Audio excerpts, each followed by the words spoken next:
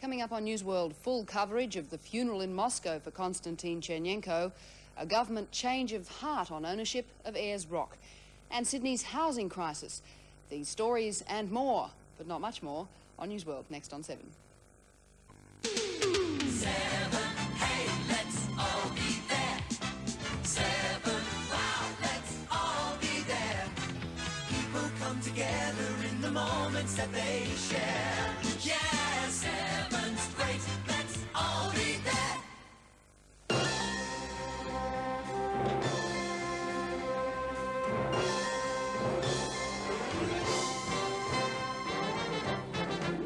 The Soviet Union buries its leader. Ayers Rock now to be leased to Aborigines. And an amazing mid-air repair job.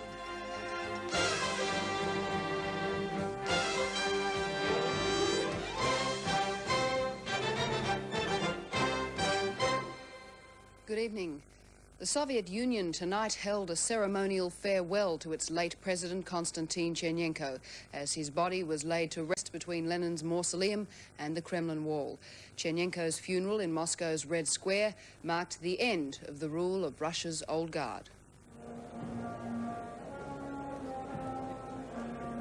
Since his death on Sunday, Chernenko's body has been lying in state at the House of Columns in Moscow, and it was from here the ceremonial funeral began. Chernenko's coffin, draped in red and black cloth, was carried on a gun carriage in a slow procession through Moscow's streets to the tune of Chopin's Funeral March. Included in the procession were wreath-carrying members of the Communist Party. Some were also carrying the medals awarded to Chernenko during his life. Chernenko is the last of the Bolshevik leaders who grew up during the Russian Revolution. Dozens of world leaders attended the funeral, and thousands of workers lined Red Square as Chernenko's coffin neared its final resting place. Chernenko's short 13-month rule ended on Sunday, when he died of liver, heart and lung complaints. He was 73. The casket was placed at the foot of Lenin's mausoleum, and the cover was taken off for the Russian people to see his face for the last time. Members of the Politburo lined up along the top of the mausoleum, giving Western observers their first indication of changes in the Soviet hierarchy. First to speak was Chernenko's successor, Mikhail Gorbachev, who paid tribute to the former leader's achievements in economic and social development. He briefly spoke on foreign policy, saying Russia will continue major peace-loving initiatives directed at halting the arms race and towards eliminating the threat of a thermonuclear catastrophe. He continued, "We are reaffirming our readiness to maintain good neighbourly relations with all nations and with the principle of peaceful coexistence." After the brief speeches, Chernenko's coffin was taken by pallbearers to its burial place behind Lenin's tomb near the wall of the Kremlin. Members of the Politburo lined up to pay their last respects with traditional expressions of grief. Gun salutes were fired in Moscow and cities across the land. Factory sirens wailed and car horns blasted to mark the passing of the Soviet leader. The day of ceremony in the Russian capital came to an end with a military parade, the Soviet Union showing its might. Many changes for the communist nation are tipped with the passing of Konstantin Chernenko, a strong supporter of the old guard. Alan Hine reporting for NewsWorld. And the more peaceful message from Moscow is being echoed by the United States. Vice President George Bush is representing President Reagan at the funeral, but his visit has an important diplomatic function. Vice President Bush's mission to Moscow, not only to attend Chernenko's funeral, but also to launch a major diplomatic initiative. Bush will hand-deliver a letter tomorrow to new Soviet leader Gorbachev.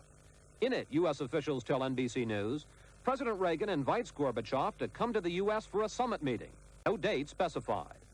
The president would not discuss his letter today, but made it clear he wants a summit. You invited us to a meeting? I have been willing to meet with their leader ever since I've been here, and yes, I would look forward to a meeting with them. Will Bush discuss that with Gorbachev? If he has an opportunity. In the past, Mr. Reagan said a summit must have a well-prepared agenda, but today U.S. officials were much more flexible. Spokesman Larry Speake said Mr. Reagan would meet Gorbachev if it would further world peace. And National Security Advisor McFarlane said on NBC's Today program The agenda could be the Geneva arms talks. There is an agenda, there is serious interest, I think, on their side, and that's all that has been missing in the past. So yes, I think there's an agenda that we could move out on quickly. New Zealand's reluctance to play host to American warships is being echoed back home. A report coming up.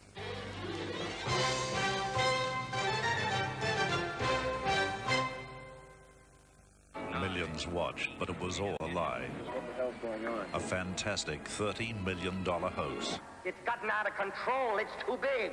We are dead. But there's one small catch. Something's wrong, something big. They know I'm onto it, and they try to kill me. Will he live to tell? Capricorn 1, 8:30 Saturday. These lovely ladies have equally lovely names. Pilot communities, or the common pair. But they're anything but common. See this? No, she hadn't hurt herself. It's a glass. It'll ensure her fruit, the Goulburn Valley, is sweeter and juicier than your common pear. Absolutely beautiful. Natural fruit in natural fruit juice. No added sugar. You see, the only thing that goes into Goulburn Valley grows on trees. This is A lovely way to spend an evening. Engelbert Humperdinck's salute to those great romantic songs of the 40s and 50s. They say it's wonderful. And after you hear this album, you will too. 18 beautiful songs. Embraceable you as time goes by. Stardust. A lovely way to spend an evening. Engelbert Humperdinck's new album for romantics of all ages.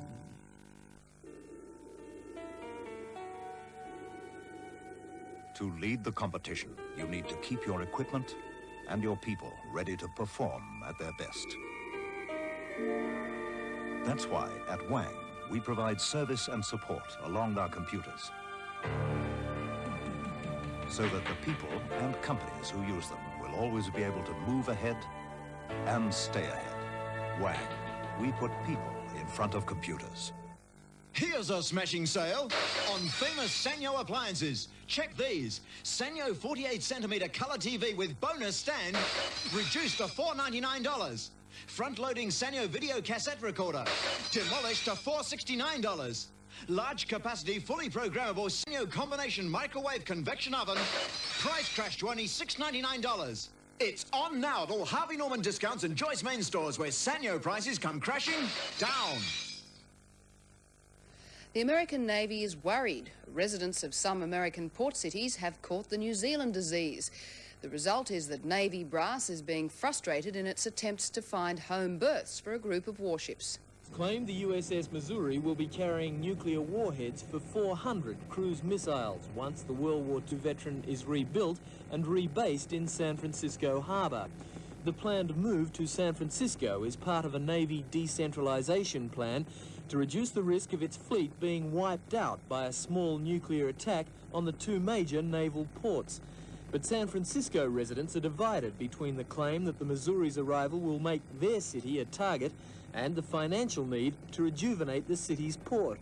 We're trying to build a ship repair blue-collar industry in San Francisco. And there's one reason: jobs, jobs, and more jobs.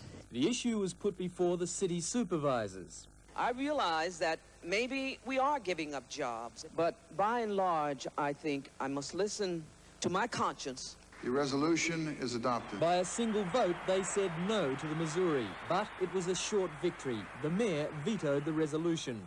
Meanwhile, plans to base the battleship Iowa in New York Harbor have also come adrift, following a recent council resolution to ban nuclear ships. The same situation occurred in Seattle, Washington.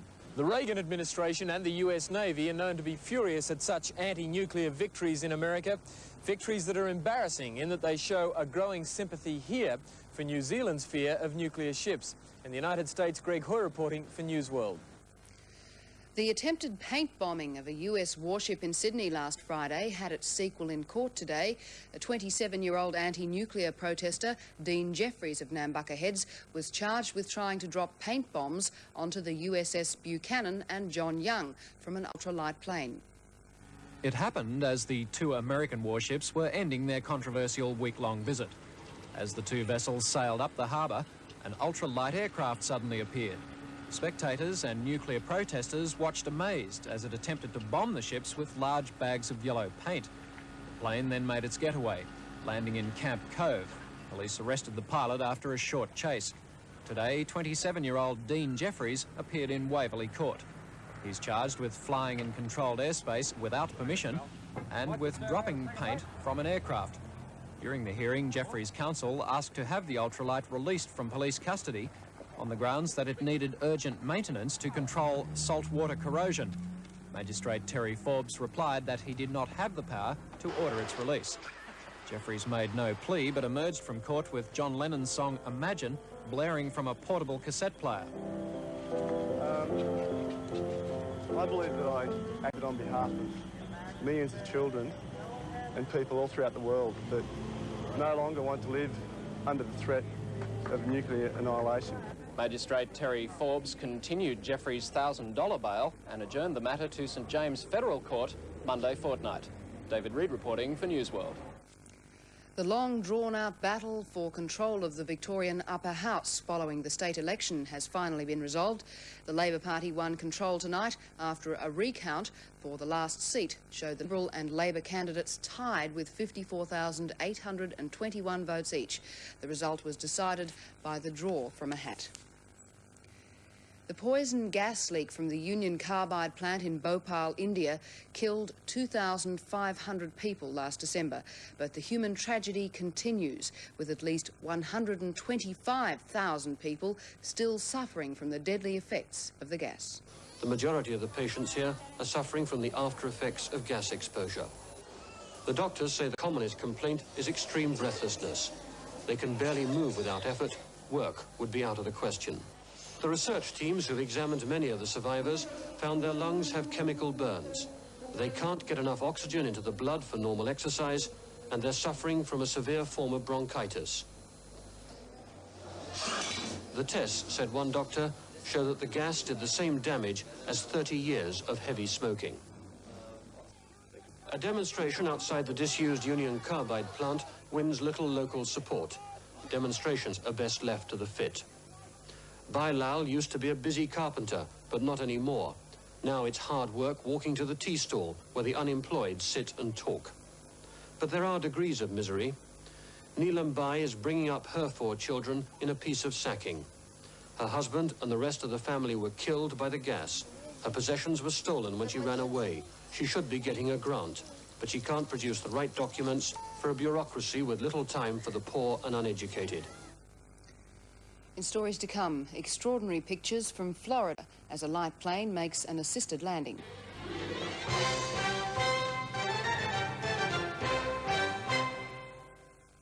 Friday in Trapper John. Dr. Gates, you're talking about surgery on my face. How do I know you are competent?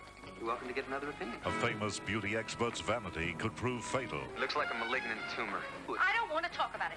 You're going to have to talk about it. It's your life. Yes, that's right, it is. It's my life. Trapper John, 7:30 Friday on 7. Copelia, a story of romance, village festivities, and the mystery and intrigue of the eccentric doll-maker, Dr. Coppelius. Copelia is a joyous experience for the entire family. This full-length production is gloriously danced by the Australian Ballet. Don't miss out. Bookings are now open at the Sydney Opera House. The Australian Ballet gratefully acknowledges the Benson & Hedges Company's sponsorship of its 1985 season. Since 1740, our family has been making famous German Mosel wines in this valley. Recently, I was in the Barossa Valley in Australia, and at Kaiserstuhl, I tasted their Moselle, Black Forest. I was pleased to observe that Kaiserstuhl's dedication is the same as ours. Not surprising, considering their German background. So I suggest you enjoy the Kaiserstuhl Black Forest Moselle. And when you're in Germany, try mine. Here are 30 good reasons why the bop won't stop. Stand by for just a handful of them. Dennis Waterman. Naked Eyes. Kenny Loggins. Bette Midler. Cole Chisholm. So if you want your party to start with a bang and keep it going, get the Bop Won't Stop double album All Originals out now from Concept. How would you like to move in with your in-laws for a while? Or how about owing the bank 70 grand? For something you can't live in anymore. $2 for the tens, thanks, love. For around $2.20 per week. That's all. You can insure a $70,000 brick home with the GIO. $70,000 for just over $2 with the GIO. Wouldn't it be terrible if you lost everything? But what if you didn't have insurance? It isn't a lot to pay to feel safe, is it? Why not call your local GIO office and they'll fix it up for you. A young pilot had a narrow escape from injury today at Florida's St. Augustine Airport. Pilot Scott Gordon noticed one of the landing wheels was not in place. He made an emergency call to ground controllers who dispatched an aircraft mechanic in a car with a sunroof. As the plane flew over the car, the mechanic was able to grab the wheel and pull it into place.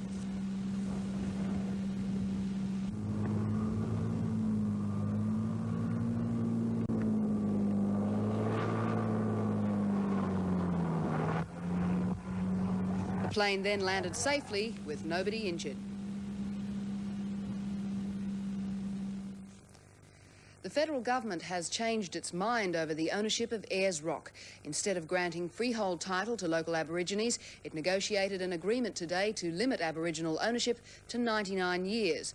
Under the agreement, the Uluru Land Trust, formed by local Pitjantjatjara Aborigines, will be the owner of Australia's most famous landmark until the year 2084.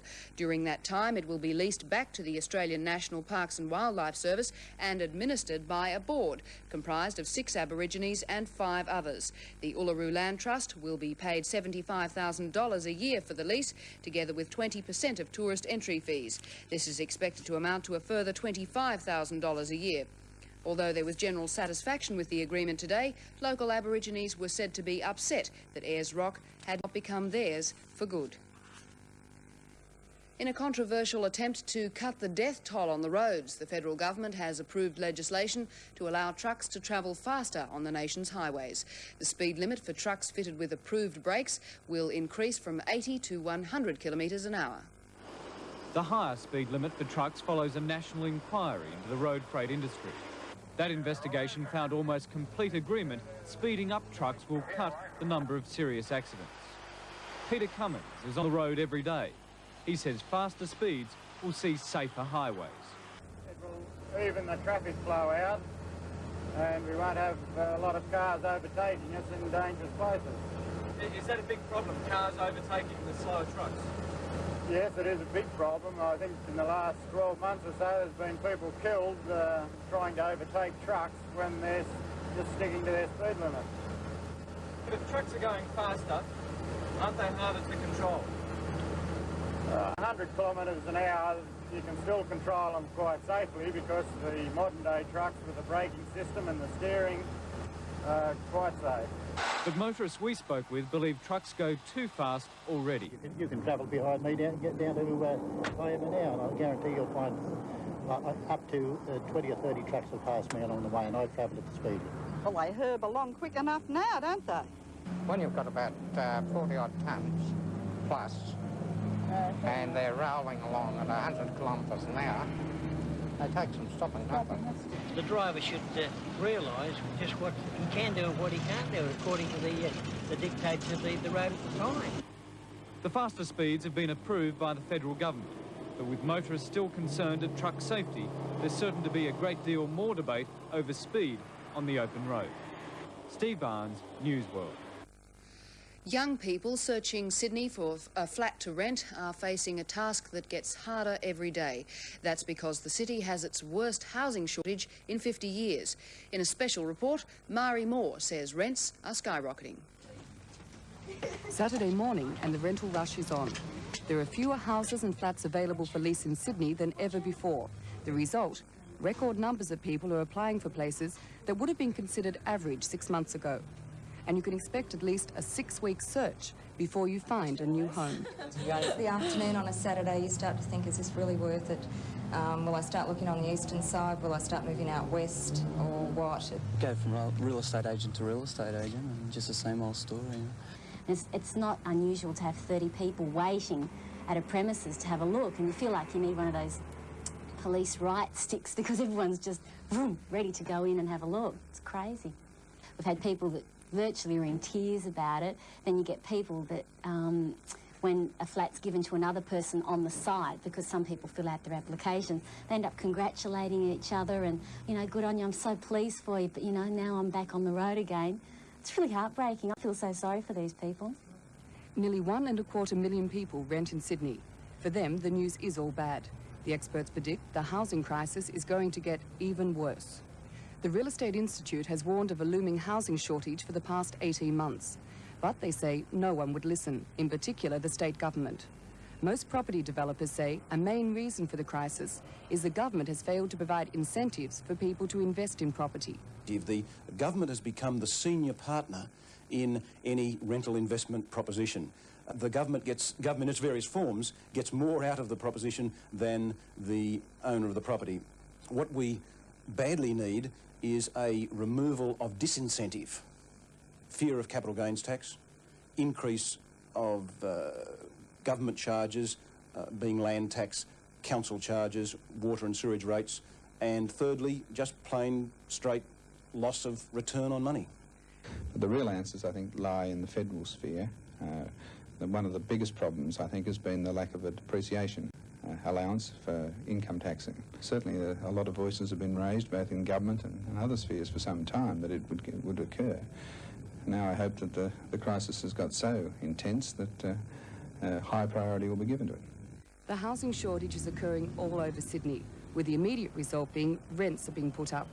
Already a general rise of about 10% in the last 6 months, and further record increases of up to 30% are predicted in the next year.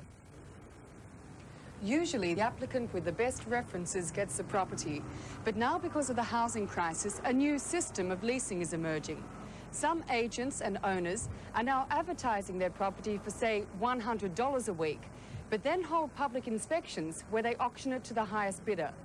People desperate for somewhere to live then have to pay $30, $40 or even $50 more than the original price. It's difficult to find out how often gazumping occurs.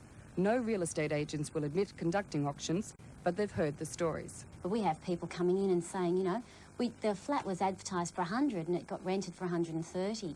And, you know, that's not fair, but it does happen. The state government has decided not to toughen gazumping laws. They are relying on the property industry to keep themselves clean.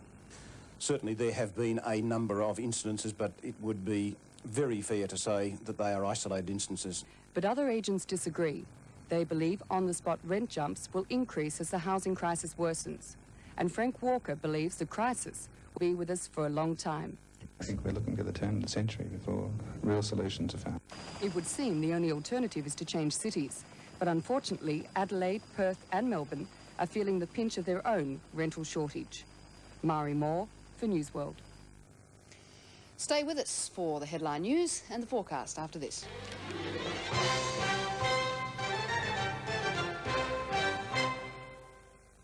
He's the star cop on the force. He'll take any risk to bring a criminal to justice. And beautiful Detective Cagney's in love with him. Then she discovers something that alters her feelings forever. A girl, a cop, torn between love and duty on Cagney and Lacey, Thursday. Light up your home with a skylight from Skydome. A skylight from Skydome is the best light all day. In the bathroom, the kitchen, the living room, the hallway, the nursery, the workshop, anywhere in your home. Fix a Skydome and flood your home with soft natural light. Do it yourself for around $150 or we'll supply and fix for around $380. Call Skydome at 5 on 745 1522. Light your home with a Skydome. My dad bought his first Datsun Bluebird at Capital Motors over 20 years ago. He says they're the biggest Nissan dealer in the world, except Japan. That's right, my boy. And that's why we say, we've got the way to move you. And Dad says they don't cost as much.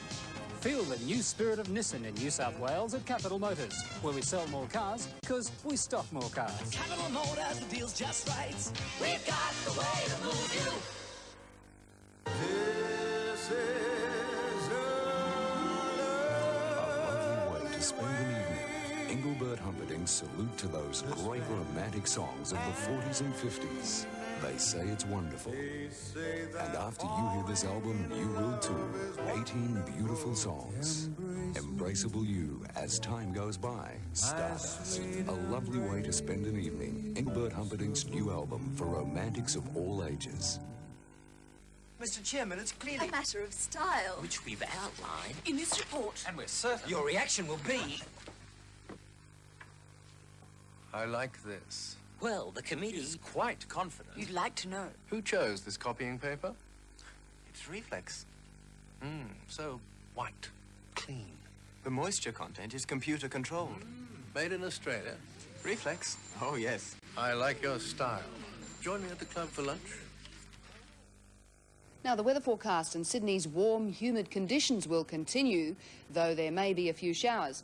Rain is likely in Brisbane, and it'll be accompanied by moderate to fresh southeast winds. Melbourne will have a sultry day with cloudy periods. Adelaide will also be sultry, though there may be a few isolated thunderstorms. Repeating our top stories, Konstantin Chernenko was buried tonight in Moscow's Red Square near Lenin's mausoleum. The coffin was carried from the Hall of Columns and placed on a gun carriage for the slow funeral procession through city streets. Dozens of world leaders attended the funeral, among them Britain's Margaret Thatcher and French President Francois Mitterrand. And at home, the state government has recommended 2 sites for proposed army bases. It's suggested that the Army's training school complex be located at Singleton and that manoeuvres should be staged on a site northwest of Cobar. And that just about wraps it up for tonight. Didn't that hour fly past? That's probably because it was less than half an hour. You can't trust anyone these days, can you? See you tomorrow night at a more civilised time. I'm Karina Kelly. Good night.